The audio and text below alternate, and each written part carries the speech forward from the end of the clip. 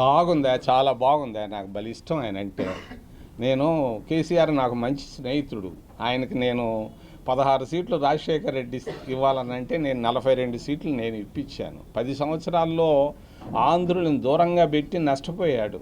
మరి రేవంత్ రెడ్డి స్పీచ్లు నేను మాట్లాడలేను, కానీ మాట్లాడితే బాగుంటుందని అనుకుంటుంటాను. ఎట్ట మాట్లాడాడు తెలుసా? ఒకరోజు ఒక సభలో కల్వకుంట్ల చంద్రశేఖరరావు, మీ అమ్మా నాయనకి నువ్వు అడ్డంగా పుట్టావా నిలువుగా పుట్టావా అని అన్నాడు. అంత వాగ్దాటి, అంత చాతుర్యం, ప్రజలను ఆకట్టుకోగలిగాడు.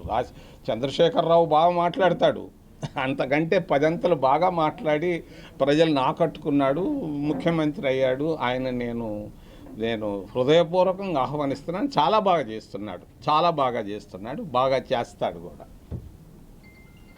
ఈ మధ్య వచ్చిపోయాడు భార్యాభర్తలు, నేను కలిశాను, మీ అందరికీ తెలియదు కానీ ఎయిర్పోర్ట్లో ఒక గంట సేపు కూర్చున్నాను. తిరిగి పోయేటప్పుడు వస్తాడు మళ్ళా తొందరలో. బాగా చేస్తున్నాడు రేవంత్ రెడ్డి, శభాష్. నేను ఇంకోటి కూడా చెప్పాను మా మీటింగ్లో, రేవంత్ రెడ్డిని ఆంధ్రప్రదేశ్ ఇన్ఛార్జ్ ఇవ్వమని అడిగాను. రేవంత్ రెడ్డికి ఇవ్వమంటే మా వాళ్ళు గమ్ముగుండారు. నేను తీసుకొస్తాను కొన్ని మీటింగులకి. రేవంత్ రెడ్డి చక్కగా బాగా చేస్తున్నాడు. ఏపీలో కాంగ్రెస్ పార్టీ బలోపేతానికి రేవంత్ రెడ్డి టీమ్ ఇంటర్నల్గా పనిచేస్తుందని ఆత్మహత్య. నేను ఒక మాట చెప్తానే, 5-6 ఏళ్ళు ఇప్పుడు మీ దగ్గరకు వచ్చే ముందు 2 కాలనీలకు వెళ్ళి వచ్చాను. న్యూ ఇందిరా కాలనీ, దాన్ని ఎస్టీబీ నగర్ అంటారు. దాన్ని ఒకప్పుడు పెద్ద హరిజనవాడ అనేవాళ్ళు. పొద్దున్నే ఇంటింటికి పోయి వచ్చి అందరినీ చూసి పలకరించి కళ్ళల్లో కళ్ళు పెట్టి చూసి, తర్వాత నెహ్రూ నగర్కు పోయాను, జ్యోతి టాకీస్ దగ్గర.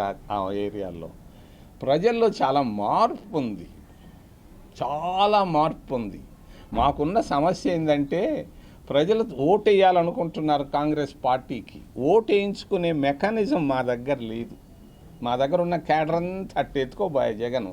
ఇప్పుడు ఆ క్యాడరు వస్తూ ఉన్నారు, ఎంత వస్తారో నేను చెప్పలేను, కానీ వస్తామని చెప్పి ఫోన్లో చెప్తా ఉన్నారు. మరి రాబోయేటువంటి 2 నెలలు కాంగ్రెస్ పార్టీకి చాలా కీలకమైంది.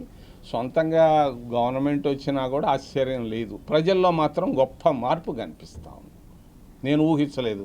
ఒకసారి నన్ను తిట్టిన వాళ్ళు కూడా ఈరోజు నేను నడుస్తూ ఉన్నాను వేదిక యూనివర్సిటీలో, ఒక స్కాలరు, ఒక అసిస్టెంట్ అసోసియేట్ ప్రొఫెసరు నా దగ్గరకు వచ్చాడు. మేము విద్యావంతులు అంతా కోరుకుంటున్నాం కాంగ్రెస్ పార్టీ రావాలని, మీరు గట్టిగా కృషి చేయండి. ఈ 2 పార్టీలు, ఈ పార్టీలన్నీ బాగా నాశనం చేసేసే ఆంధ్రప్రదేశ్ని, మీ కాంగ్రెస్ రావాలని మేమందరం కోరుకుంటున్నాం అన్నాడు. ఆయన పేరు నాకు తెలియదు, నేను ఆయనకు తెలుసు.